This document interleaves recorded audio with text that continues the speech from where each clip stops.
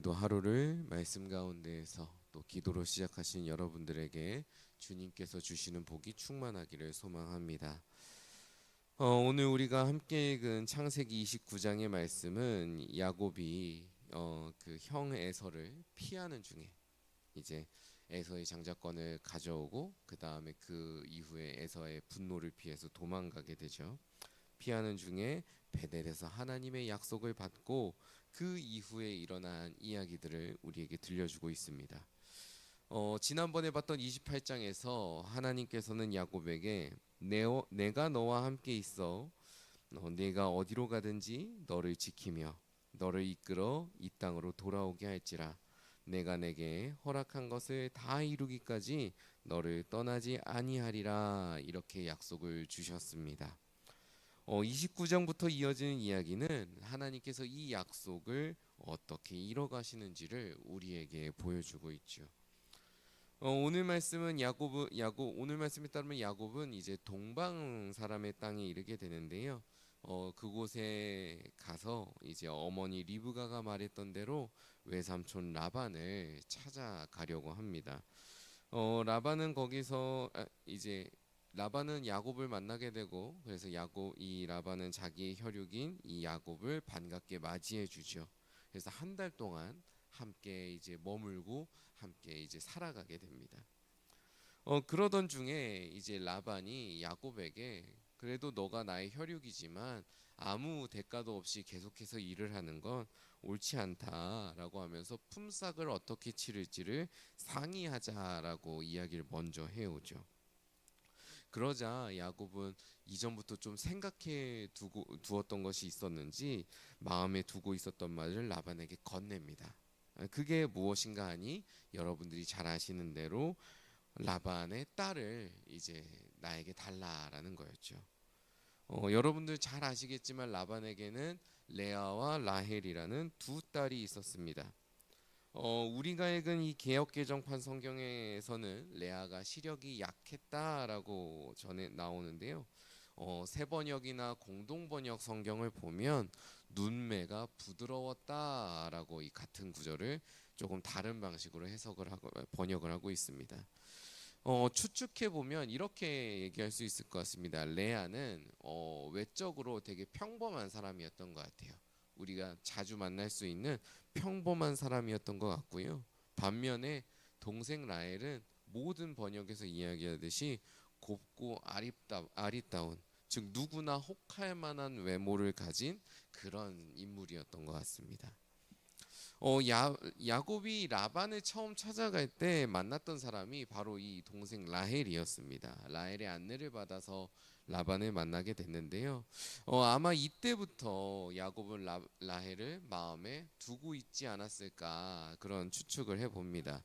그래서 18절에서 이제 18절을 보면 야곱이 이제 라헬을 나에게 주십시오 해서 허락을 받아서 이제 살아가게 되는데 그때 이런 요청을 합니다. 18절을 보니 이렇게 이야기하죠. 야곱이 라헬을 더 사랑함으로 대답하되 내가 외삼촌의 작은 딸 라헬을 위하여 외삼촌에게 7년을 섬기리이다. 야곱은 라헬을 아내로 나에게 허락해 준다면 무려 7년을 내가 아무런 보수 없이 섬기겠다라고 약속을 합니다. 라반도 뭐 이 요청을 받아들이죠. 내가 다른 사람에게 내 딸을 주느니 너에게 주는 게 낫겠다라고 받아들여서 야곱은 7년 동안 아무런 보수 없이 라반 밑에서 일을 합니다. 말씀은 야곱이 라헬을 얼마나 사랑했던지 그 7년을 겨우 며칠처럼 여겼다라고 이야기하죠. 참 이런 것을 보면 사랑이란 게 강력한 감정이 아닌가 그런 생각을 좀 해보게 됩니다. 아무튼 이렇게 7년을 일하고 라헬을 아내로 맞이하게 되는데요. 이제 역사적인 결혼식 날이 되는데 이때 사건이 터지고 맙니다. 결혼잔치를 마무리하고 첫날 밤을 보내고 이제 그 첫날 밤 가운데 이제 야곱이 기다리는데 라반이 약속을 어기고 라헬이 아니라 언니 레아를 방에 들여보낸 거죠. 7년 동안 라헬 한 사람만 바라보고 온갖 수고를 다 했는데 이 라반의 이건 농간이라고도 할 수 있을 것 같습니다. 이 라반의 농간으로 허사가 되어버린 것입니다. 야곱이 아침이 돼서 일어나니까 이제 어떻게 된 상황인지를 알게 됐겠죠. 내 옆에 있는 사람이 레아니까요. 일이 잘못된 것을 알고 라반에게 따집니다. 그러자 라반이 정말 능청스럽게 답하는데요. 26절 27절을 보면 이렇게 답합니다. 라반이 이르되 언니보다 아우를 먼저 주는 것은 우리 지방에서 하지 아니하는 바이라. 이를 위하여 7일을 채우라. 우리가 그도 내게 주리니 내가 또 나를 7년 동안 섬길지니라. 라헬을 준다고 약속할 때는 언제고 이제 와서는 동생이 언니보다 먼저 결혼할 수는 없다. 이건 법도가 아니다. 도리가 아니다. 라고 얘기를 하는 겁니다. 그러더니 이제는 거기에 더 얹어서 너가 라헬과 결혼을 하고 싶으면 7일을 일단 먼저 보증금으로 더 일을 하고 그 다음에 결혼한 다음에는 7년 동안 더 일을 해라 라는 조건까지 더 붙여버리는 거죠. 7년 동안 아무런 보수도 없이 일을 하고 그럼에도 불구하고 원하지 않았던 여인과 결혼한 것도 원하지 않았던 여인을 아내로 맞이한 것도 억울한 일인데 거기에 7년을 무보수로 더 일하라는 겁니다. 그런데 야곱은 라헬을 정말로 사랑했던 것 같아요. 정말로 사랑했어서 그 말도 안 되는 요구를 받아들입니다. 무려 14년에 걸쳐서 라반에게 봉사하는 삶을 살게 되고요.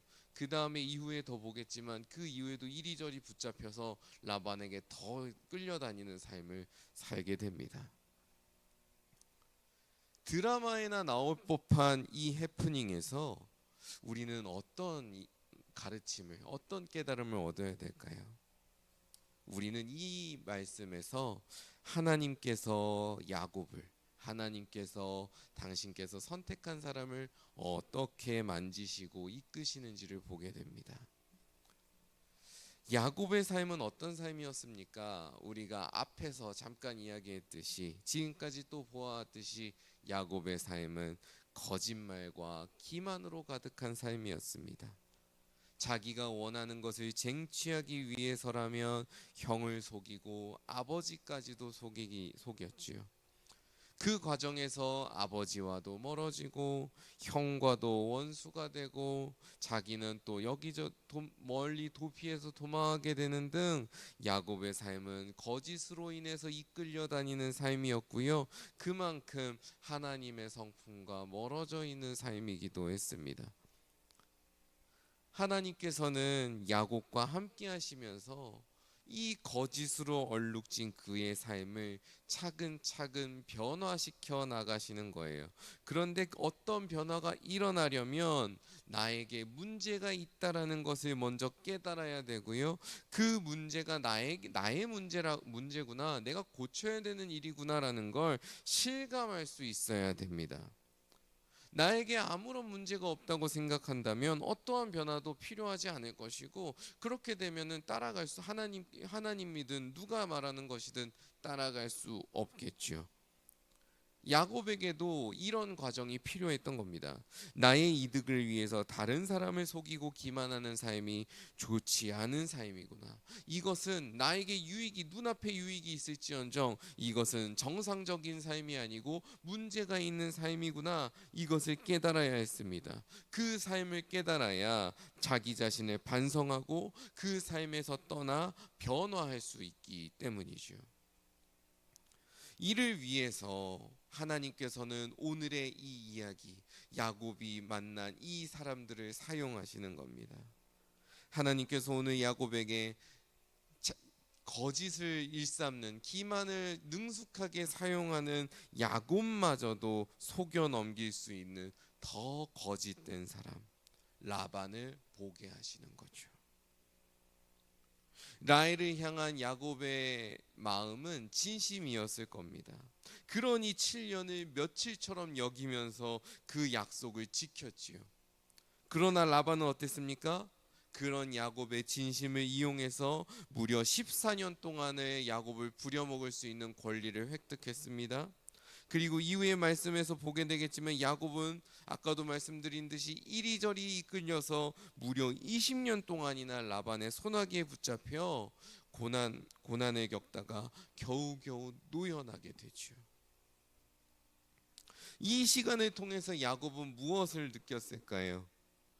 거짓된 삶, 다른 사람을 속이는 삶이 얼마나 악하고 잘못된 삶인지, 그 거짓과 기만이 다른 사람에게 어떤 상처를 주고 아픔을 줄 수 있는지를 반성하고 돌이켜 볼 수 있었을 겁니다.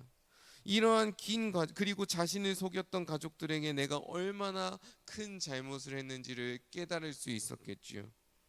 이런 긴 과정을 통해서 하나님께서는 야곱을 포기하지 않으시고 하나님을 더욱더 의지하는 사람으로 바꾸어 가시고, 그리고 하나님의 성품을 닮은 사람으로 바꾸어 가셨던 겁니다. 야곱에게 라반은 어쩌다가 만난 불행이 아니었습니다. 오히려 그 모든 시간은 하나님께서 야곱을 특별하게 여기셔서 베푸신 교육과 훈련의 시간이었습니다. 하나님께서는 이 자리에 있는 우리에게도 동일하게 역사하십니다. 하나님께서는 우리와 마지막까지 함께 하시겠다고 약속하셨습니다. 그리고 우리와 함께 하시는 가운데 우리의 죄된 모습, 우리의 악한 모습을 깨닫게 하시고 회개하게 하십니다. 그리고 우리의 삶을 변화시켜 주십니다. 그 과정이 때로는 힘들 수 있습니다. 야곱처럼 곤경에 빠질 수도 있을 겁니다.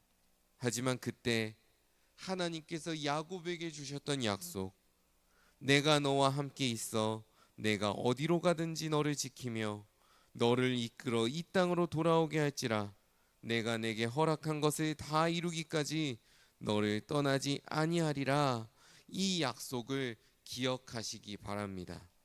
그리고 그 약속이 오늘을 살아가는 나에게도 동일하게 주어져 있음을 믿으시고 붙드시기를 바랍니다.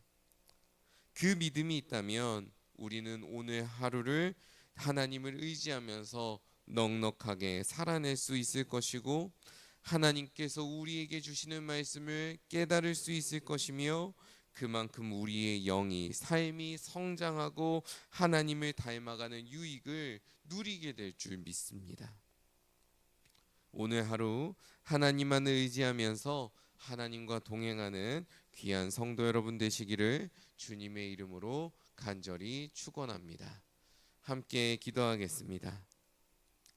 하나님, 우리를 포기하지 않으시고 끝까지 붙드시고 인도하시겠다 약속해 주시니 감사합니다. 하나님, 이렇게 그 약속을 우리에게 베풀어 주시고 우리가 하나님을 닮아갈 수 있도록 우리의 삶의 구석구석마다 함께하여 주셔서 우리를 돌아보게 하시고 변화시켜 주심에도 감사드립니다.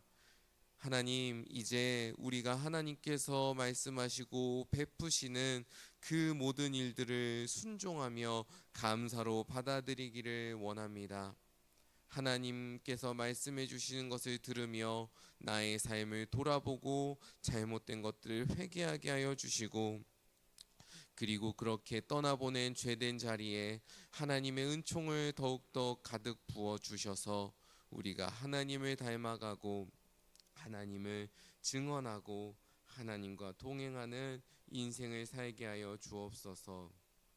하나님, 오늘 하루도 우리가 그렇게 하나님의 뜻에 순종하며 살아가는 인생들이 되기를 소망합니다. 우리가 가야 될 길을 가르쳐 주셔서 우리가 그 말씀에 순종하며 한 걸음 한 걸음 믿음의 여정 포기하지 않고 걸어가게 하여 주옵소서. 오늘 하루의 시종을 주님께 맡겨드리며 예수님의 이름으로 기도드립니다. 아멘.